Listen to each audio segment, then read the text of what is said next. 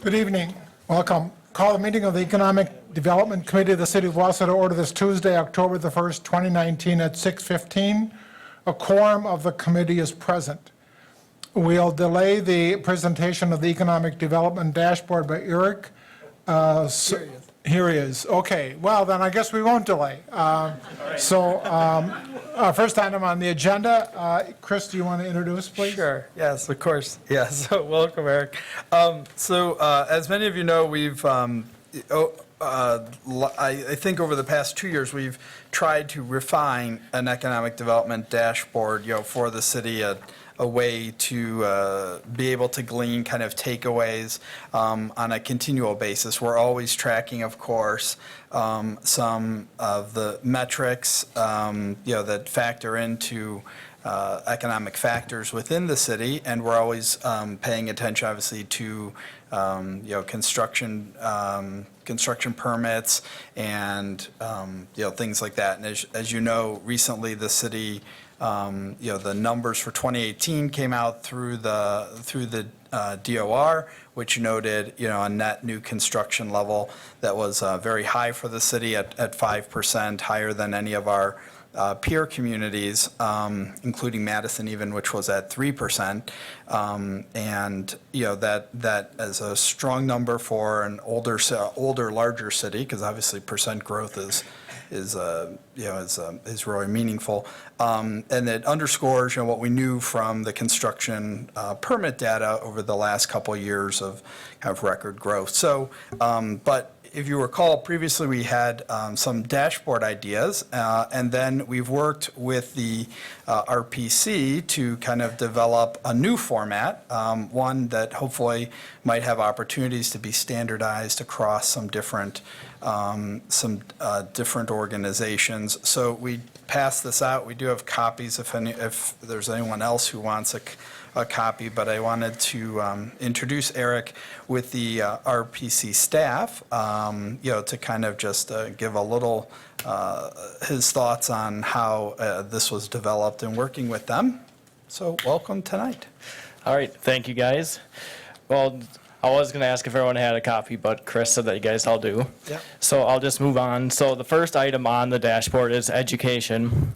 And as you can see, it compares like the Wausau School District and the DC Everest School District with the state average there. And as you can see, both the Wausau School District and the DC Everest School District are above the state average in third grade reading proficiency. So this indicates that the Wausau area provides good schooling opportunities for local kids.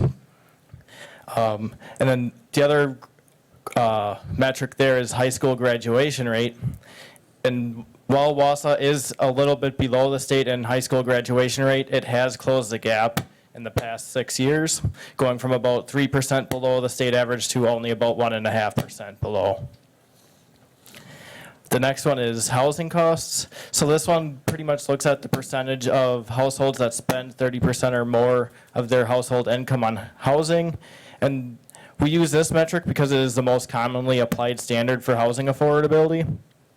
And so by this standard, Wausau has a slightly higher percentage of homeowners who pay more than 30% of their household income on housing than the state does for homeowners. And that indicates that there's less housing that's affordable in Wausau than the state on average, but not necessarily. It could also indicate other income disparities. But the interesting thing is that Wausau has the same percentage of renters who pay 30% or more of their household income on housing than the state does at 45%. And then the trends there are the renters paying more than 30% of their household income in Wausau actually decreased, and the percentage of homeowners paying more than 30% of their household income on housing is actually now higher than the state average, whereas it was below the state average in 2012. The next metric is child poverty, and we included this one because poverty can impede children's ability to learn and contribute to social, emotional, and behavioral problems. Poverty can also contribute to poor health and mental health. It's important to note in 2017, about 25% of Wausau children were living in families that had incomes that were below the federal poverty line. This compared to about 17% in the state. But it's important to note that Wausau experienced a larger percent decrease between 2012 and 2017 for the percentage of children living in poverty. Wausau had a 6.6% decrease, while the state had a 2.9% decrease, so almost or more than double the percent decrease in Wausau than what was experienced in the state. The next metric is income inequality, and this was measured using a Gini coefficient.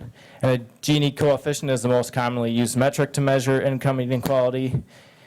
A Gini coefficient of 0.0 indicates that everyone in an area has equal income, while a Gini coefficient of 1.0 indicates a single individual accounting for all income in that area.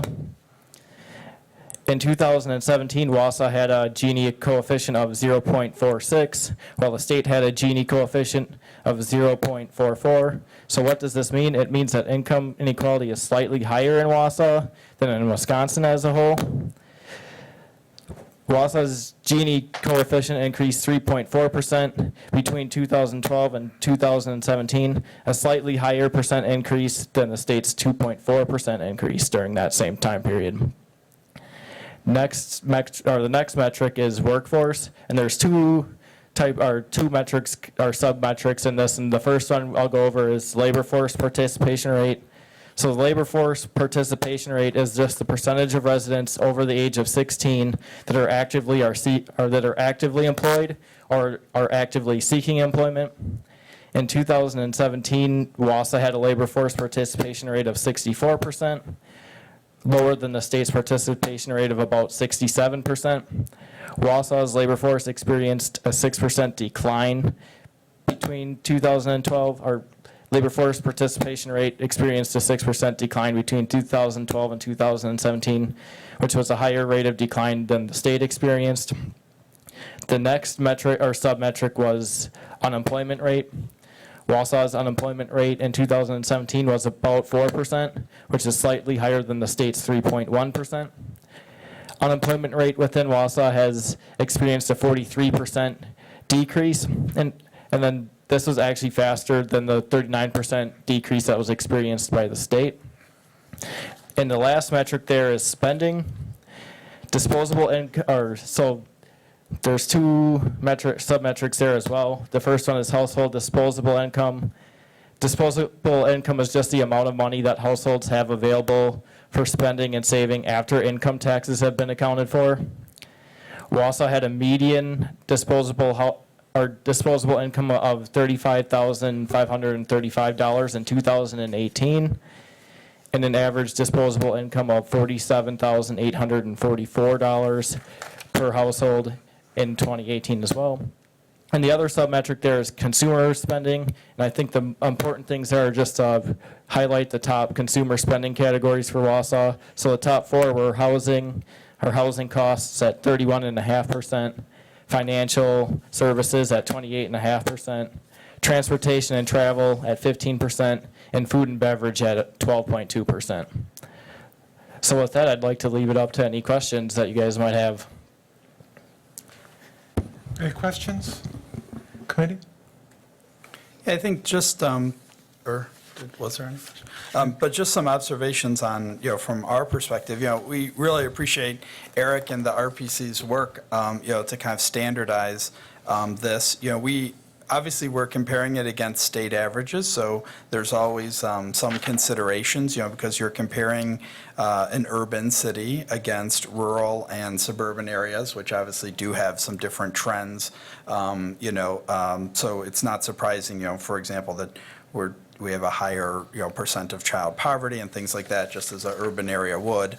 I think the workforce participation rate is obviously something to watch very closely. It reiterates, the Chamber's continued, analysis and discussion regarding, the aging population and the key to ensuring, to attract workforce, aged residents who participate in the workforce, obviously. And obviously housing, is a hot topic, kind of, nationally really, but especially in Wisconsin. And, when you look at, the homeowners, spend on housing costs higher than the state average, it, reiterates again our continued programs on down payment assistance, which is one of our kind of landmark programs related to our HUD-funded down payment assistance program and our Live It Up program, both of which have contributed significantly to down payment assistance funds in the city, and those are, there's certainly a continued need for that kind of support.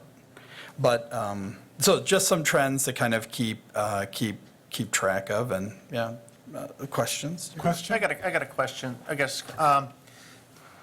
Looking at that, this is the first I've seen these numbers, so I really haven't been able to do a deep dive in them, but a couple of things I've noticed is that in the graph for the poverty trend, we see that big dip between 2014 and 2015, and also another big dip in the Gini coefficient, 2015 and 2016. I guess, what would account for those wide shifts? It could just be for the child poverty one. It could be a shift of the federal poverty line. That would be my biggest guess for that, for such a large Okay. decrease there, especially since it was increasing Yeah. previously. As for the Gini coefficient one, I honestly wouldn't be able to speculate as much on that one. Because you see the, that upward trend in Yeah. inequality, and then all of a sudden there's It this decreases and then it went right back up. Yeah, so, which could very well be like a realignment and some kind of other external metric in how something is being calculated. But no, these are really, really good numbers, and I think this is something that we need to keep a look at, keep watching on a regular basis, so we can, not only track our progress, but see where we've got deficiencies in our local economy. So thanks a lot for providing these numbers. Yeah, not a problem. And so in the past, we just had the numbers that we shared on a sheet, but with Eric's help, I think this graphically really represents it, and it's easier to kind of digest. And our goal then is to the last time we did this was we started doing it a handful of years ago, obviously, but the goal is to keep it to see real meaningful trend lines, which we hadn't done previously. But I think now you'll be able to watch the data over a longer period of time, and then some of those bumps and kind of irregularities will more smooth out, but you'll be able to see broader trends which might be concerning, like things like education, workforce participation, and things like that would be kind of leading indicators of competitiveness for the Wausau, for the city, and for the region as a whole. But this is just city data. So Yes, question? Yes, I think maybe at that very last sentence that you said, Chris, was this just City of Wausau data? Yeah. Because that was the question I had, because it is City of Wausau economic dashboard, but we all know we represent a large geographic area, approximately 70,000 plus people. So I was concerned to have that question answered. Additionally, in the workforce, one of the key things you mentioned was the date of 2012. That was the time that the paper mill was closed in Brokaw, with a lot of City of Wausau employees put out of work. Was that something of significance that played a part in that? It definitely could have been. I mean, how large of a workforce did the mill have? Would you be able to throw a ballpark estimate out there? Well, it had been declining over the years, Oh, but but- I'd be guessing at over 500. Oh yeah, I mean it definitely could. I mean it could also be that you start seeing more people retire or less people starting to look for work as well. Certainly too, the but- ripple but I effect think that had on other industries that supported the mill. Thank you. Deb, did you have a question?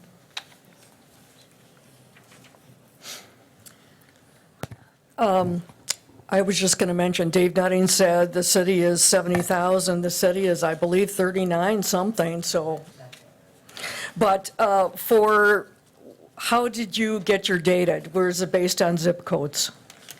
It is all based on city. We avoided zip code data, so it's just the city limits. So we actually got data from the U.S. Census, the American Community Survey, Wisconsin Department of Public Instruction, and then Esri Business Analyst. Those were Okay, the data sources. because for the 54401 also includes Rib Mountain, so if you were using zip codes. I was just going to mention that the Job Center has monthly information that you should be able to get for 2019 as well as 2018. In reading recently about school districts, I was under the impression in our Wausau school districts, 2 out of 3 children are getting help with lunches. So I'm not so sure all of this data, one way or the other, is really helpful. I think people are looking for what is the cost of rent in your area? How many homes, 3 to 4 bedrooms or 5 bedrooms, do you have available? So more substantiated information would be helpful. I guess the reason why housing is more expensive both for homeowners and renters is because Wausau has high real estate taxes. Thank you. Thank you. Anything further from committee? Eric, anything further? Lisa? Just a quick Yes, question. yes. Do we, or can we source this same graphic data from a regional standpoint? We are working hard, with From the North Central. metro, you mean? Yes, with North Central Yes. Wisconsin Regional Planning to push that regional approach and a regional plan. Yeah, And we I think have But done that it in would the also be past. helpful to take these metrics and compare them with the regional metric of the same categories, so that we can see as a region how we look. I mean, we know with Wausau being the county seat and offering a number of services that people with needs need, sometimes those economic indicators are a little bit skewed in the city proper, where regionally right. they're a little bit different when you blend the entire population of the area that we're trying to market. So if we could get some of these same dashboard projections from a regional level, that may be actually a little bit more helpful from a data standpoint as we're trying to, market ourselves as a whole, rather than, obviously, we're trying to market the city as well, but we're trying to keep that regional mindset more than ever before, and I think those numbers would be helpful. Okay, thank you very much. Anything further from committee? Hearing none, thank you very much, Eric. All right, thank you guys and ladies. Moving then on to the presentation of the Wasum campaign videos. Eric? Or Chris, I'm sorry. Yeah, sure. I don't think Elizabeth's here. Yes, there she is, just hiding. Hello. Welcome. Come on up. We just wanted to say something briefly. I was going to show the video. Should I do it first? Sure. Yeah, okay. So we just wanted to provide a quick update on the Wasum campaign, and Elizabeth Knight's here with us tonight. There's been, kind of continued, efforts going on, and we recently released a series of videos which have been spliced and repackaged in different ways, which have been running on a lot of social media platforms. But if you haven't seen it, then we thought we'd play it for you. So, hold on. I think that should work. No, maybe not. Oh, hold on. Sorry. Have to turn that on.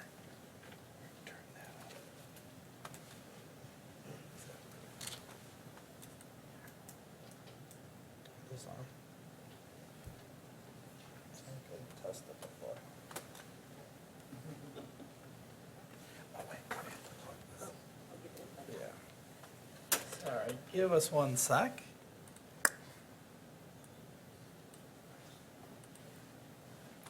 While you're working on that, I can just give a few comments. Yeah. Just a quick update on the campaign. As Chris stated, we just wrapped up the production of, we have 6 different videos that we're in the process of releasing. The first one that we posted on social media thus far, I just pulled up the numbers, has reached just over 26,000 people. and has had just shy of 4,000 engagements, so 3,955 to be exact. Quite pleased with those results. As we roll out the rest of the videos, I would expect similar engagement, just as we continue to promote each of those videos, not only locally, but also in those regions that we've been targeting throughout the campaign, Milwaukee, Chicago, Minneapolis, and what did I forget? Madison. Madison. Yeah, Madison. So getting the word out, just getting people thinking a little bit differently about Wausau and really promoting what makes this community special. Again, not having the city toot their own horn, but we have the people who are actually experiencing Wausau sharing their perspectives. In the key video that includes all 3 interviews, we have a business owner, we have a nonprofit executive, and then we have a HR executive who is responsible for recruitment from GreenHeck. So we have different, different people's perspectives, not just kind of one walk of life. And I think that brings a lot of value to these videos because it's not just, a resident or not just a business owner, not just, one perspective. As we kind of start to look towards the end of the year, we're continuing to roll out additional stories on the website. If you haven't looked at that recently, I would encourage you to go to wasum.com. We have some good stories that were recently released, and we have a number that are in the hopper that will be coming out prior to the end of the year. We've had a few people submit their own story or contact us saying, I want to be involved in the campaign. And then similar to last year, some of that has been outreach by myself or Chris and finding people who want to be involved. But we're really excited about getting these videos out there. We've only released a couple, and like I said, we'll continue to release them. We're promoting them across a number of different channels and also advertising, primarily on Facebook. Okay, I have it up now, so Perfect. Can I ask a quick question? Yes? maybe I don't have it up. How do you differentiate between reaching somebody and engaging somebody? So when I just mentioned that that's a Facebook analytic that we use, so actual engagement means they clicked on the video to watch it, and we could break down like 3-second video views, 30-second video views, that sort of thing. So they actually engaged with the video in some way. They clicked play, they maximized their window, they took an action with the video. They shared it, they commented, they liked, something like that. Reach on Facebook is more that video flashed on someone's screen. So they saw it, they may have saw a second or two of it play, but they didn't necessarily push a button or comment or like, that sort of thing. But they saw the logo, the Wasum Wausau, that sort of thing. Anything, still trying to, Sorry. If you can't get the sound, just everybody has homework. They have to go home and watch these videos right. tonight. I don't know what it's doing. It's raining, there's not a lot else to do. Oh, the Brewer Brewers game. at That's 7. true, the Brewers are on. Volleyball. All right, hold on. Here we go. Well, somehow this is. Some of my favorite things to do in Wausau is to definitely enjoy the park systems. So fishing, volleyball, and like I mentioned, in the wintertime, snowboarding. But in addition to just those activities, we definitely like to enjoy things here like the farmers market on the 400 block, Wednesday concerts on the square, and then just the different events that are held by Wausau events. So there's just a lot going on. No matter what you're into, I think you definitely find different events and opportunities to attend those things that we're really trying to do.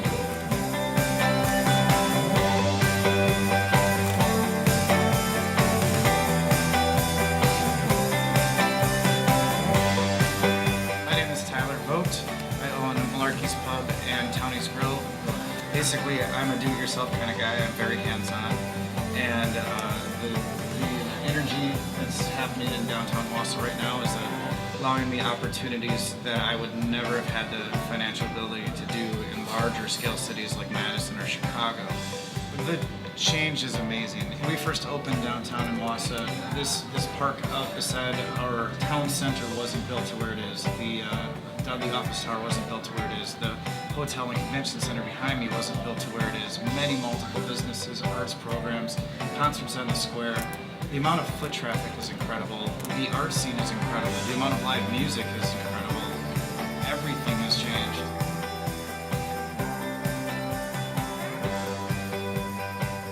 So as a recruiter with Rehab, some of the feedback that I hear from the new employees that come and move from out of the area that see here is that they really love being here because they feel like they're a part of a community. They feel like they can stay here, raise a family here, just grow their lives here.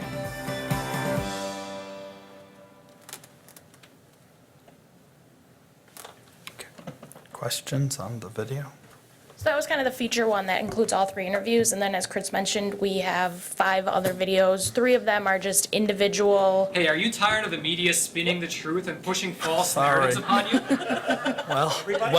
Well, yes, but that goes without saying. Okay, no, shut that down.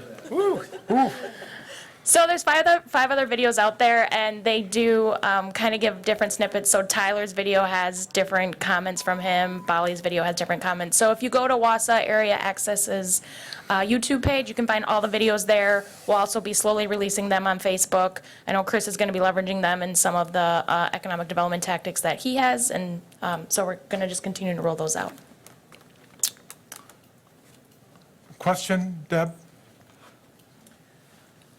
And just looking at it quickly, I'm a little hearing impaired, I have soft voices, so what I watch at home tends to be closed captioning. For some of it, I don't know if it's the font or the way it's presented against the dark background, and some of it being dark.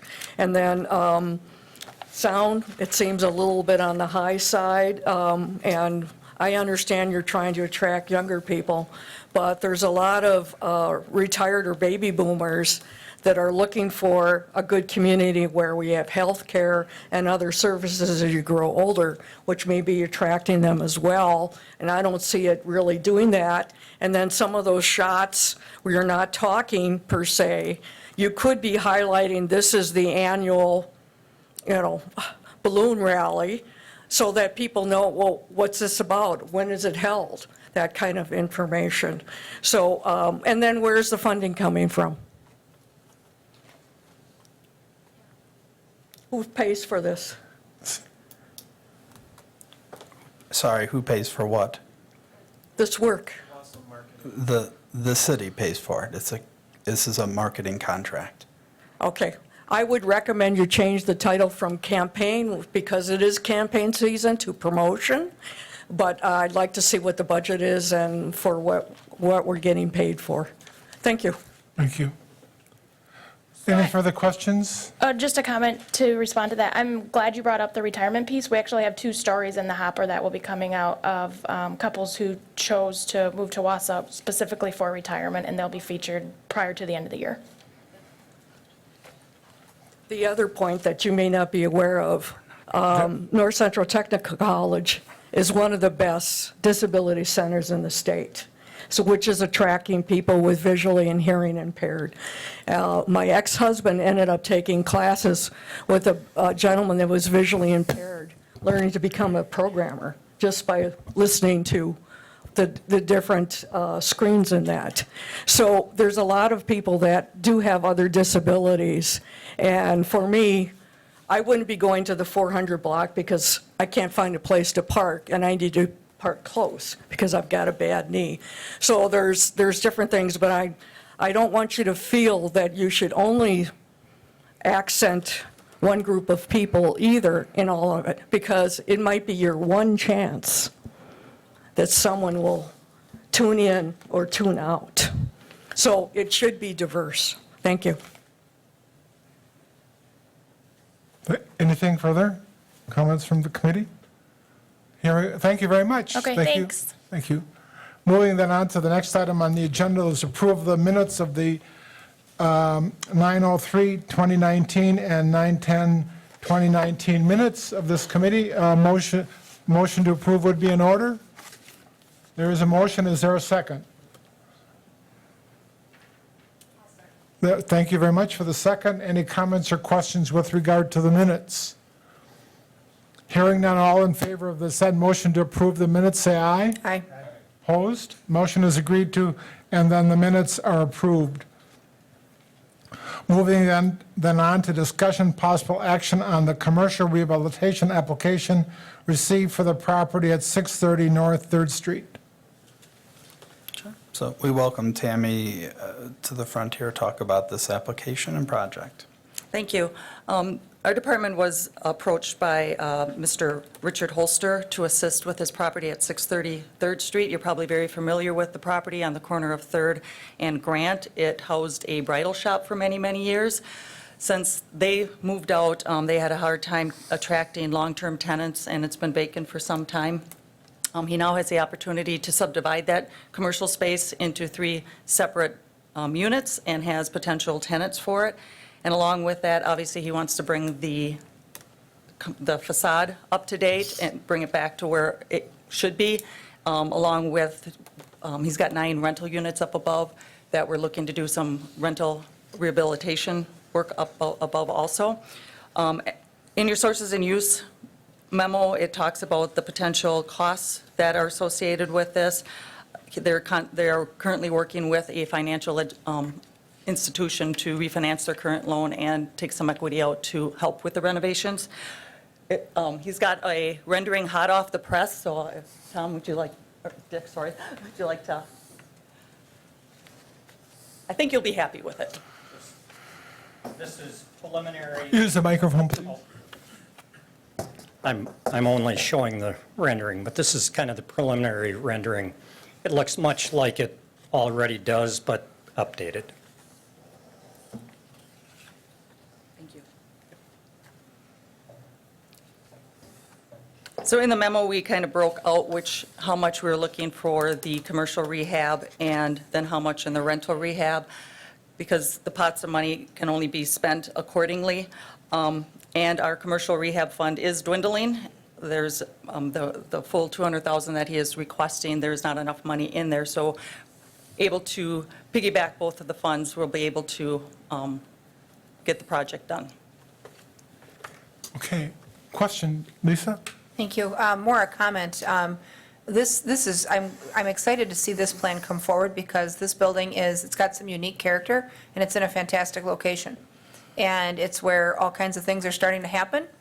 And I love that the rendering, keeps the character of the original building, but it just updates it, and that will fit in so nicely with the rest of the storefront designs and the character of 3rd Street. That's just a fantastic looking plan, so excited to support this one. Any further comments or questions from the committee? Hearing no comments, a motion would be in order for to approve the commercial rehabilitation application received for the property at 630 North 3rd Street. There would be a motion would be in order. There is a motion? I'll second. Is there a second? There is Yep. a second. Any comments or questions with regard to the motion? Hearing none, all in favor of said motion, say aye. Aye. Opposed? Motion is agreed to, and that application thus gets moved on, I think, for the... So then, moving on to the next item on the agenda is the discussion possible action on developer request Adflex Holding LLC, JL Watt 529 LLC, JJ Taggart 529 LLC, and JH Reardon 529 LLC by Blanker. Sure. Those are the LLCs that hold the variety of Thomas Street duplex units.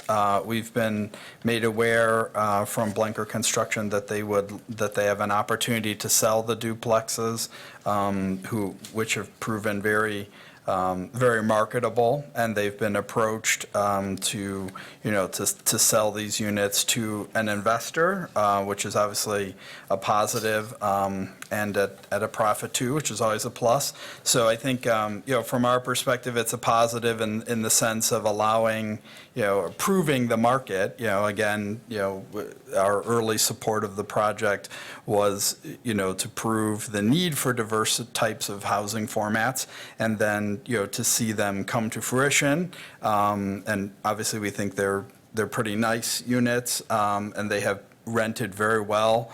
And so now, for them to garner interest from multifamily investors, certainly is a positive step as it continues. So they will be, they have proposed to buy all the units. they're not all completed. You can see on the map, there's some kind of fleshed out timeline for that. We do expect that they will be complete with enough of them to satisfy the mortgage, which was our part of the, which was tied to our incentives. But Blinker will still be part of the development agreement till the end, till they're all finished, to ensure that they are, they complete 9 of the 10 units, because that's what our incentive or our agreement is associated with. There are 10 buildings, 20 units. 9 of the buildings are associated with the city's development agreement. So the purchaser's representative is here tonight. Maybe he'd like to, Owen would like to come up. Feel free to come up just to maybe discuss. We also included a little information on the purchasers. They will form an LLC, to do the purchase, and these are the 2 principles of that, that have presented their information there. And as in our development agreement, we have, so we're basically approving permission to transfer aspects of that development agreement to the new owners, although again, Blinker will remain on the hook to complete the project, so it doesn't really change, change anything from a performance perspective. And we also had a waiver of right of first refusal, and from a staff perspective, obviously, we're not interested in buying them. We're glad that they're being sold and continue to be, rental units. So maybe, Owen, you want to just talk a little bit about? Yeah, so, my client is a sort of from the central Wisconsin area. I mentioned that in my email, from the Anago area, and, interest in growing, obviously, his multifamily portfolio. We really like what Jason Blinker has done with the design and just the facades and the look that he's brought to the city, and we feel it's sort of a premium look. And so, this is kind of step 1, but the plan is for us to work with Jason on more premium style rentals in the near future, and this is sort of the first phase of that relationship. So I'm here really just as a representative. If you guys have questions, I'm happy to answer. Question, Lisa? Yes. So would all of the properties or all of the sites be conveyed immediately, or would they be conveyed as they're completed for construction? Sure, good question. All the sites would be conveyed immediately, but Blinker would still be on the hook to complete the construction. To finish the building? Uh-huh, Okay. All right. And I understand that they are leasing up as fast as he can build them, is what I've heard from within that neighborhood. Yeah, So I believe it's been very strong leasing, yeah. Yeah. So, and obviously, since our action today is only to waive off our first right of refusal, I'll move that we approve and waive off that right. Yeah, just to clarify, it's a little more than that, just because we're also transferring part of the development agreement to the new developer. correct. So if you'll note under 5, there's actually our outside counsel helped us craft, it's basically kind of 3 things that we're doing, having Blinker assign their portion to the new owner, us, having the subject property with the new owner, and then the waiver of the first right. Okay. I will move to approve all of those terms. There is a second. Any further comments or questions from the committee? Just so that the committee understands the 3 elements of the motion? Okay, all in favor of said motion, say aye. Aye. Opposed? Motion is agreed to, and we welcome you to the city. Thank you Awesome. very much. Thank you. Appreciate it. Thanks. Moving then on to the next item on the agenda is the discussion possible action on the re-release of an RFP for the property at 415 South First Avenue, West Side Battery. So as you know, we're aware of, we've received notice from Clint Schultz of Urban Street Bistro that he would not be moving forward with his project that was proposed at the site. As you know, we were in the waiting process for him to finalize that. We have been for quite some time. It's obviously certainly unfortunate that he's, the situation that he's in and that he's not moving forward with the project as we had waited and allowed him time to, to put together his final issues. It's one reason why the city doesn't close on property until everything is been completed. Obviously he needed to secure his bank financing. He needed to secure all of the appropriate quotes for commercial rehabilitation, and he needed to, to ensure that the project was ready to go. It may be worth noting again, just the way in which the commercial rehabilitation loan works is, a second mortgage against the property, and our payments go to the contractor, based on the project and quotes in concert with the primary financer, with the bank. That project obviously still has some validity, but Clint will not be moving forward with it, and so we obviously from a staff perspective we feel it's appropriate to re-release the RFP and see what other interests there are. We have received interests since the original RFP of parties who who are interested in the property, and so we look forward to perhaps working with those interested parties to see a project come together. Lisa? Thank you. I am glad that we did not convey the property prematurely. I think that the deal that we had on the table was certainly not without taxpayer protections, and not conveying the property before everything was lined up properly is certainly one of those protections.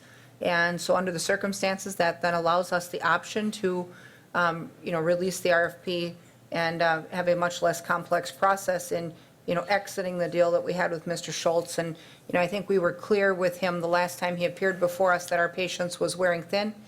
And then in the weeks that followed, there were a number of negative situations that came to light. And so I was ready right then to pull the plug on the waiting. And so I'm glad that you have it before us to release the RFP or re-release the RFP to see what else is possible. If someone else wants that site for, that type of occupancy, fine, but if there's other options on the table, I think we'd like to see everything that comes in. And I think the timeline is certainly reasonable.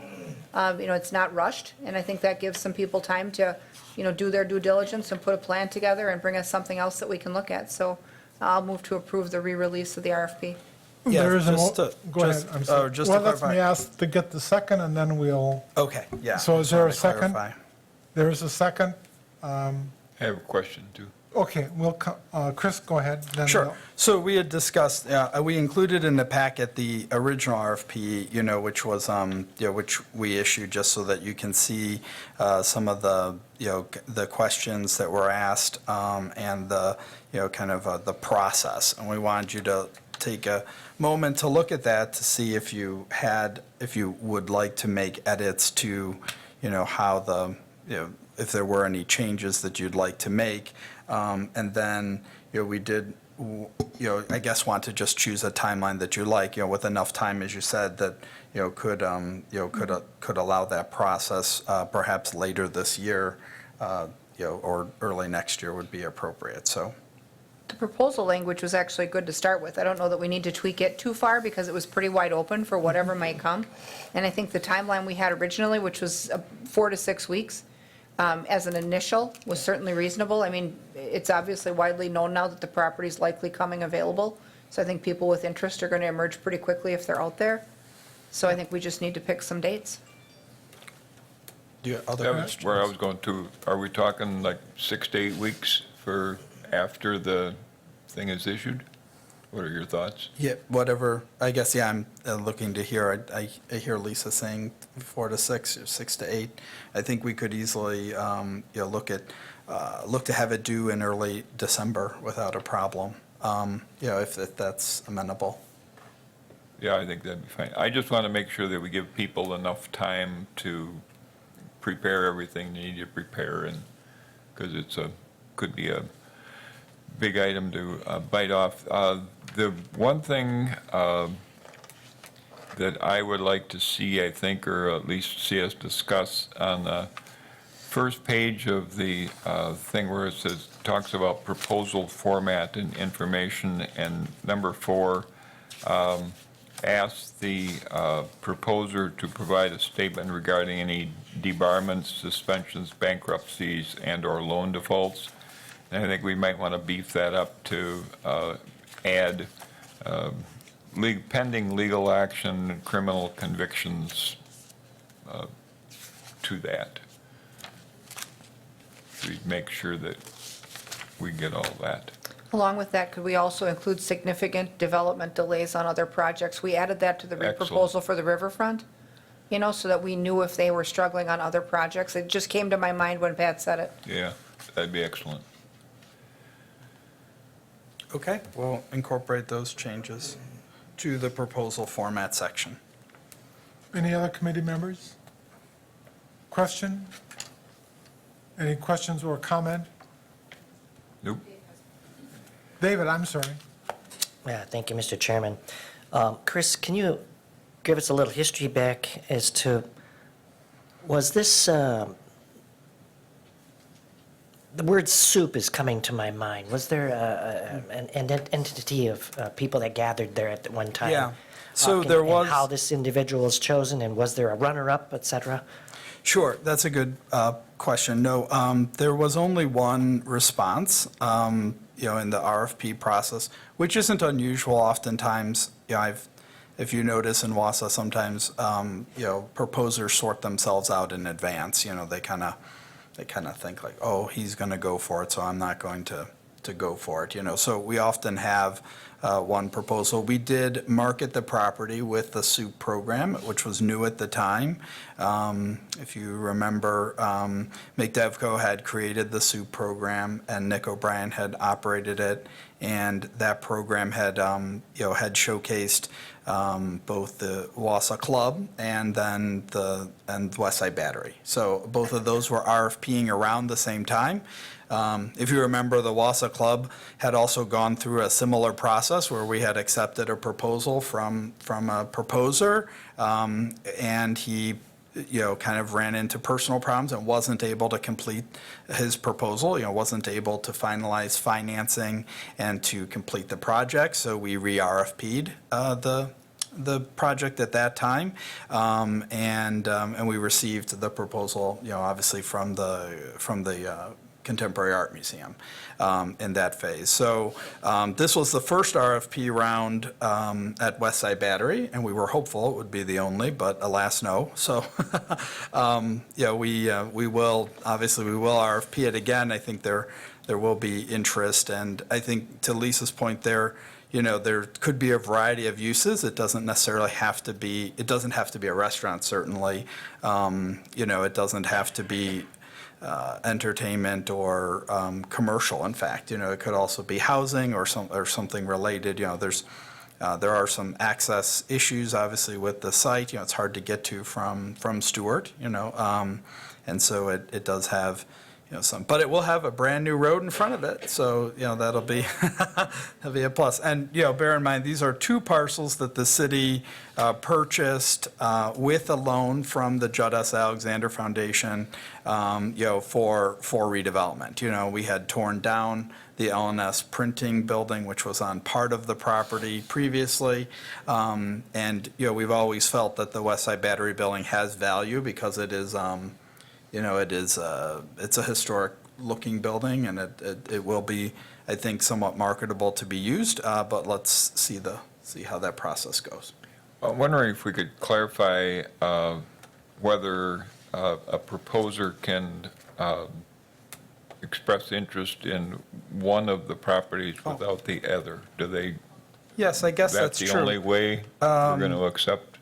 We'll clarify that. I think sometimes we say that, but maybe I'll just note that specifically on the front that yes, in theory, someone doesn't need to make a proposal for the entire site.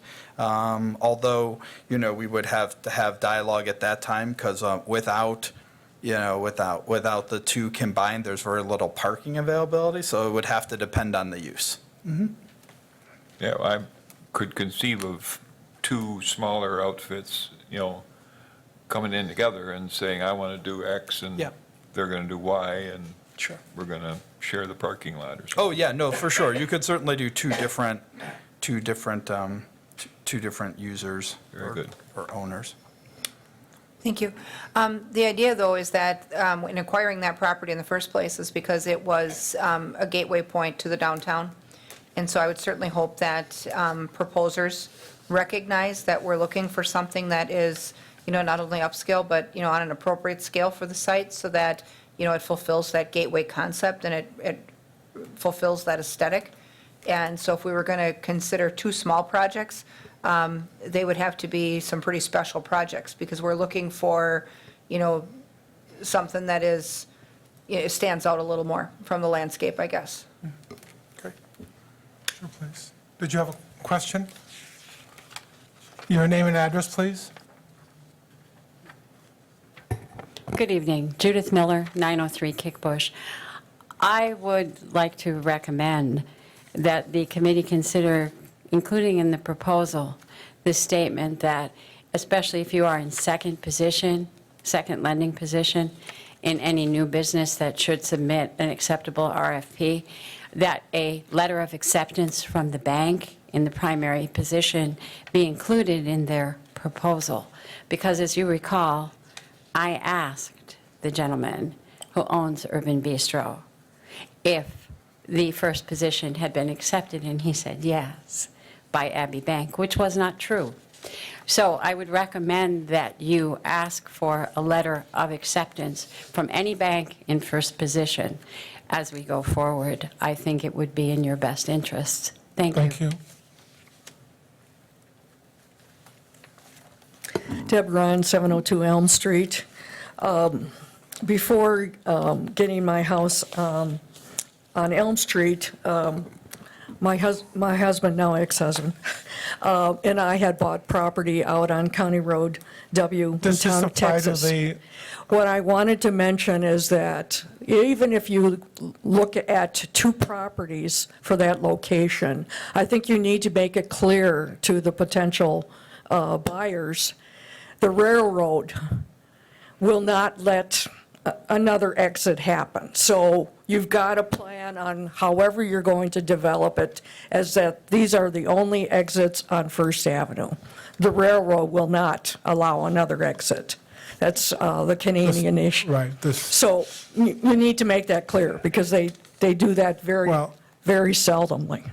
The other issue is that I looked through the packet, and I expected, when you're talking about a new RFP, why?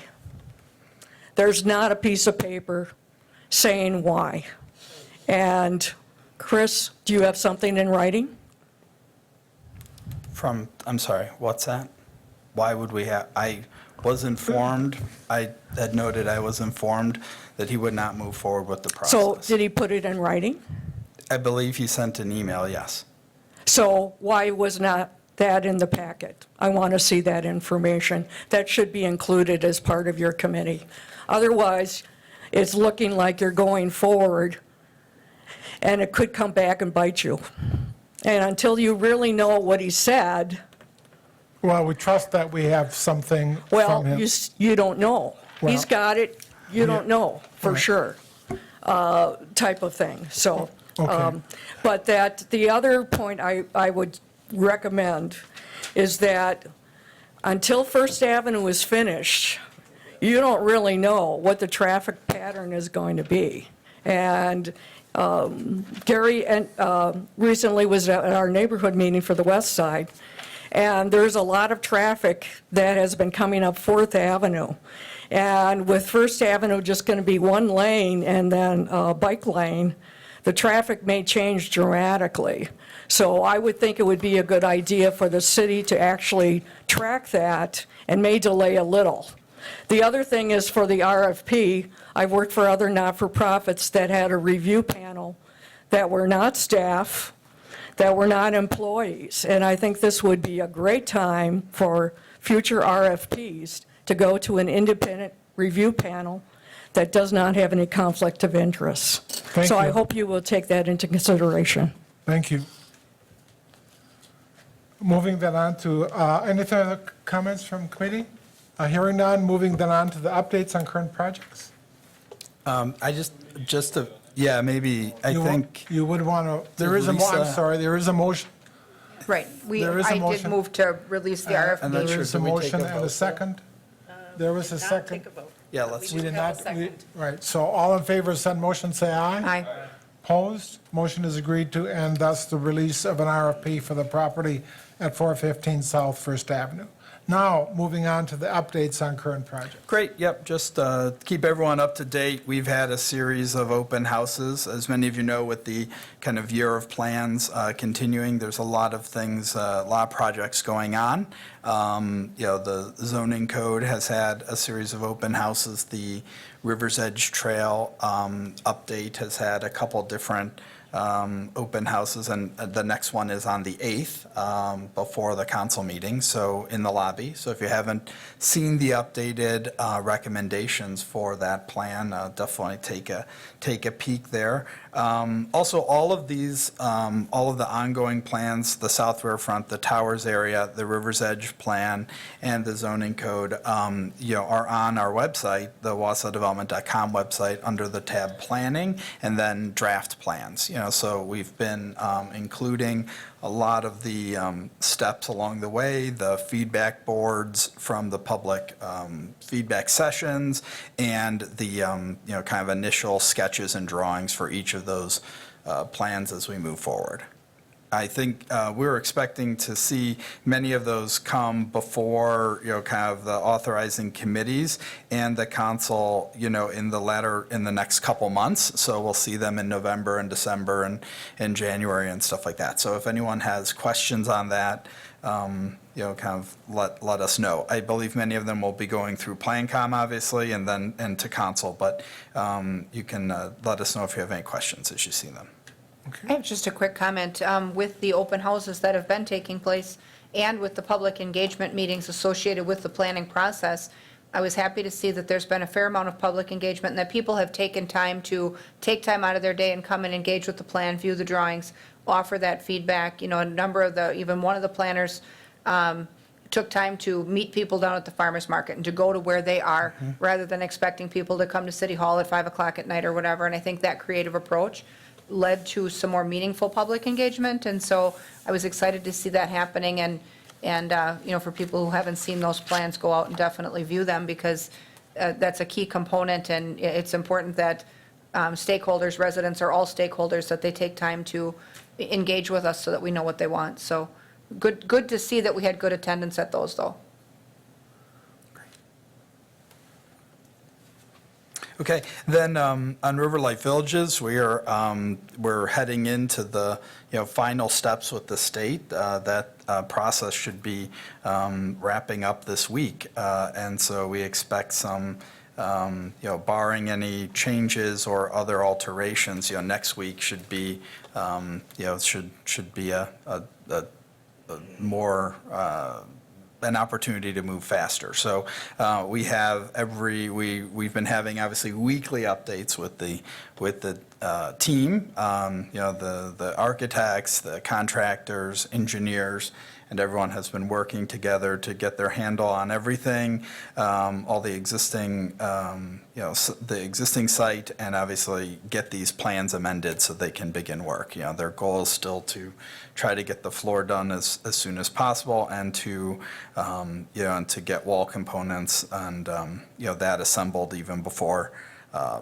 snow. So hopefully the weather cooperates with them. They're moving. I think we're confident they're moving as fast as they physically can. So, and we obviously can't wait. So, anxious to see things moving. 120 Scotch, we're in the midst, about halfway through our planning period with them. They have been in town meeting with stakeholders. They were part of the stakeholder roundtable on the Towers area plan. So they have met many of their neighbor properties, and they are, they're working to develop a specific proposal. So I know they're excited about that, and we expect to receive a proposal from them in the coming weeks. Yeah. AARP Livable Communities. Obviously, it's an ongoing effort in partnership with the AARP. Our first meeting, as I had reported previously, was very well attended and involved a variety of different organizations working on those projects in collaboration with the ADRC. And our next meeting is next week, again, in collaboration with the ADRC. The mayor will be hosting it with ADRC staff, and we look forward to that continued process. On the mall, obviously, this evening's vote will move forward acquisition of the mall, which we expect to take place at the end of October or sometime in later October. We will be working, with the term sheet approved by council, working to craft a development agreement that reflects those terms with our outside counsel, and then signing all of that over the next couple days to weeks here, and making sure that all the steps are moving forward. I know that we've already had variety of meetings with planning and architecture firms who might be hired by WAS to begin work. As they've presented before, they're hopeful to take the recommendations and the market research that we've already done and that we did in collaboration with the WEDC, and translate those to very specific building-specific plans, because as you recall, those plans were more vision-oriented for the area.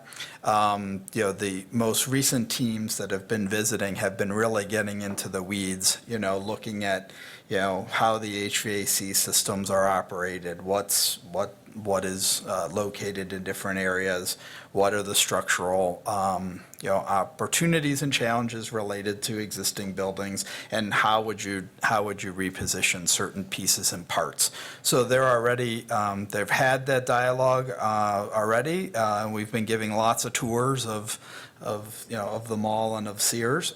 So we'll continue to do that, obviously, as we move forward. Of note, one of the changes which we didn't necessarily discuss tonight, but in the term sheet, there would be, it did note that there would be a panel, and that the city would have representation on that panel to move some of the projects forward. So we'll be involved in that, in the process, obviously, of between the mayor and staff, working with the fund to see those draft plans come to fruition, and then those plans will come, obviously, to the council for approval and then implementation. And we're hoping that moves as quick as possible, but I do know that the team, and including the funds, they have a long-term vision, and they don't mind being patient. So I think that's one asset for us, is that they want to be sure that the process is methodical and goes and touches every point and has a lot of considerations. They obviously don't want to rush to any decision, because they do feel that the redevelopment of the property is a long-term opportunity. So, yeah. Question, David? Thank you, Mr. Chairman. During this time of being patient, and the question comes to my mind as to the maintenance of the building as it is right now.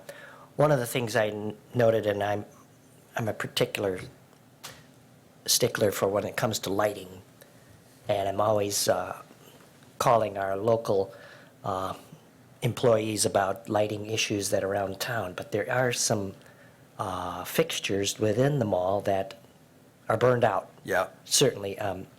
And that aspect of those little details, that attention to detail of relighting what is burned out or turning back on what is not turned on. Lighting the perimeter of the building too overnight, because lighting turns off at a certain time and really it ought to stay lit. It's architectural evangelism of the building, so to speak. I heard one guy put it that way. So if that attention to that type of detail could be stepped up, so to speak. Thank you. Yeah, I can let them know and your thoughts on that. The, of note, I think, is, when the mall sold or transferred to Rialto initially, Rialto did take steps to do a series of deferred maintenance, to their credit, whatever minor credit they deserve in the whole equation. But they, they did do some, deferred maintenance. They replaced the awnings, if you recall. They had, done, they did some HVAC work that was deferred, and they did, fix fixtures and things like that. Now, that was, of course, 3 years ago, and I'm sure it, right now they're not in a replace mode because the sale's fast approaching. One thing of note is that, the WAS fund, takes over all of the responsibility and the maintenance, utility bills, all kinds of things, so, not only are they contributing their loan fund, of $2 million for acquisition, they are also taking the cross of management and maintenance, which again is not insignificant, and the utility bills, the releasing efforts, and ongoing maintenance and issues, that's something that that fund, and so those leaders have been willing to do that, they're willing to take that on, and there's a lot of question marks, to what the impact of that really is, which I think it's not insignificant. Just paying some of the Sears utility bills over the years, I can't, the mall itself must be very significant, from a utility perspective. So that's, it's an advantage to our partnership with the fund, is that they're taking that on, and that they, they'll be working on that. So they'll be hiring a management firm, and they will be hiring redevelopment consultants, as well as, and that management firm undoubtedly will be working on maintenance, but hopefully those things improve. I can mention them, but keep an eye out, because I think, obviously we have a more, a better opportunity for feedback now than ever before. And if you do see, things that are concerning, obviously, the direct line to the group. Certainly, even the architectural aspects of the Penny's oval entrance, that's that stained glass type look, that used to be illuminated, and it's really quite a fine piece of artwork, but it's, if those things could be re-illuminated and make the building pop again with what it already has. Thank you. Yeah, sure. Anything further? No, that's it. We do have another. Any question, right? Yeah. Any further comments? Moving then on to the discussion. The next item on the agenda is the discussion possible action on the property disposition program application received for the property at 906 South 7th Avenue. Yes, so I'd welcome Tammy up again. We've received a proposal for a property in our program. So as you know, the city has a property disposition program, of which we advertise potential residential lots, of which infill housing can be part of it. In the past, we sold a couple of lots. They were non-conforming lots, of which the neighbor wanted them, so they were able to purchase them, make their lots a little bit bigger, and then they are able to maintain and get them back on the tax roll. We received an application just yesterday, Monday, what day is today, which excited me because it was for what our true property disposition program is for. It's for infill housing.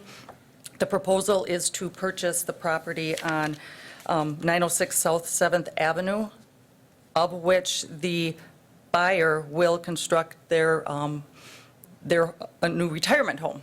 They want to move back to Wausau. Well, they're renting in Wausau, but they want to build the retirement home. He is a previous general contractor. He's built very energy efficient homes, so he has plans that, as he says, his proposed home will be super insulated, double wall, and suspended energy ceiling. So we're excited about this. He's offered to buy it for $8,000. He is not asking for any assistance from the city. He's going to go out and finance this on his own and do it himself. So it gets one more property off of our plate. We don't have to maintain it, and I think it's a win-win. Excellent. Any further, Pat? How does the $8,000 we're being offered stack up with its assessed value? It's a good question, because there is no assessed value on it right now, because the city owns it. If you ask, I've asked our assessment department as to what would you put a value on a city lot, and because it does not have utilities on it, they say anywhere from $8,000 to $10,000. So, Move to approve. There is a motion to approve. Is there a second? There is a second. Any further comments or questions with regard to the motion to approve the property disposition program application received with the property at 906 South 7th Avenue? Hearing not, I would yes? just say, go forth and multiply, Go forth. do this again. amen. I've been trying. Go forth. All in favor of said motion, say aye. Aye. Opposed? Motion is agreed to, and the property disposition program received for the property at 906 South 7th Avenue is approved. Yeah, just maybe a notation, as the mayor has pointed out, we're at a record low in city-owned properties. Obviously approving tonight the sale of Sears and yet another lot off property disposition. So we have very few city-owned properties in the city at the moment. It's been our concerted goal to, to move those back to the tax roll. Motion to adjourn would be in order. Seeing at the end of the agenda, there is a motion. Is there a second? There is a second. All in favor of said motion, say aye. Aye. We stand adjourned. Thank you very much.